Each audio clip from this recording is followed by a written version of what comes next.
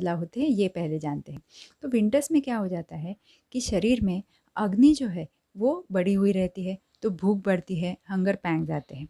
दूसरी चीज़, विंटर्स में हमारे शरीर में धीरे धीरे करके कफ बढ़ना शुरू हो जाता है, क्योंकि बाहर सर्दी का मौसम होता है, तो जाहिर सी बात है शरीर में भी थोड़ा थोड़ा कफ जमा होना शुरू हो जाएगा। विंटर्स में ड्राइनेस रहती है, इस वजह से क्या होता है, ये जो कफ आपका जमा हुआ है वो शरीर के अंदर लैटेंट रहता है, यानी कि वो हमें समझ के नहीं आता। और जैसे ही थोड़ा सा ड्राइनेस कम हो जाता है, जैसे ही थोड़ा धूप बढ़ना शुरू हो जाता है, इन शॉर्ट सीज़न बदलना शुरू हो जाता है, तब हमें सारी बीमारियां होने लगती है। और तब हमें सर्दी, खांसी, ये सारी बीमारियां, जैसे जैसे हीट बढ़ना शुरू होता है फरवरी के आसपास, तभी हम बीमार पड़ते हैं।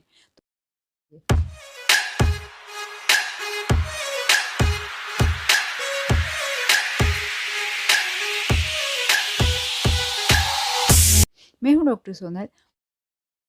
तो इसे अवॉइड करने के लिए सबसे अच्छी बात ये रहेगी कि हमें जो हमारे शरीर में कफ जमा हो रहा है वो थोड़ा सा कम हो, और जमा हुआ कफ भी पतला होकर अगर निकल जाए हमारी बॉडी से, तो वो हमारे लिए सबसे सही रहेगा। इसके लिए हमारे डाइट में चीज़ें होना बहुत ही ज़्यादा ज़रूरी है। उसमें सबसे पहले आता है गुड़।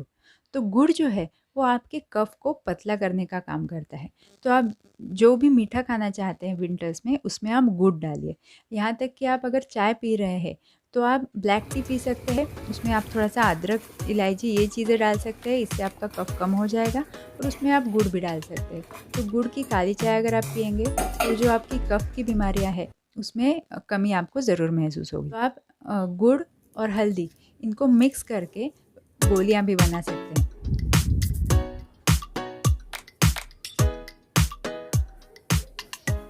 और इन गोलियों में थोड़ा सा सौंठ का पाउडर भी डालिए, जिससे कि आपका कफ जो है वो जमा भी कम होगा, और जो जमा हुआ कफ है वो भी पतला होकर निकल जाएगा।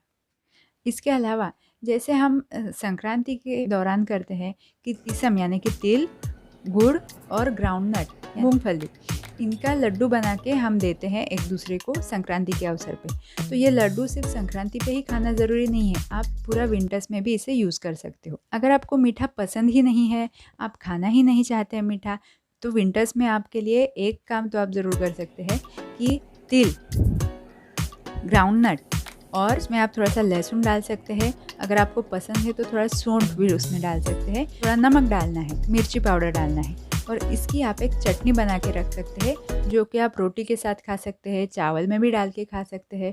तो इससे आपके शरीर में जो हीट पैदा करने वाली चीज़ें हैं वो जाएंगी, और आपका कफ कम होने में भी मदद होगी। अलसी, तिल, अजवाइन, सौंफ, जीरा और सेंधव, इन सबको आप आपके चॉइस के अनुसार कम ज़्यादा मात्रा में लिया तो भी चलेगा, लेकिन इन सबको मिक्स करके आप एक डिब्बे में भर के रख सकते हैं, और दिन में 2 से 3 बार इसे खा सकते हैं। खास करके खाना खाने के बाद इसे खाइए, तो इससे आपके शरीर में बढ़ा हुआ कफ कम होने में मदद मिल जाएगी।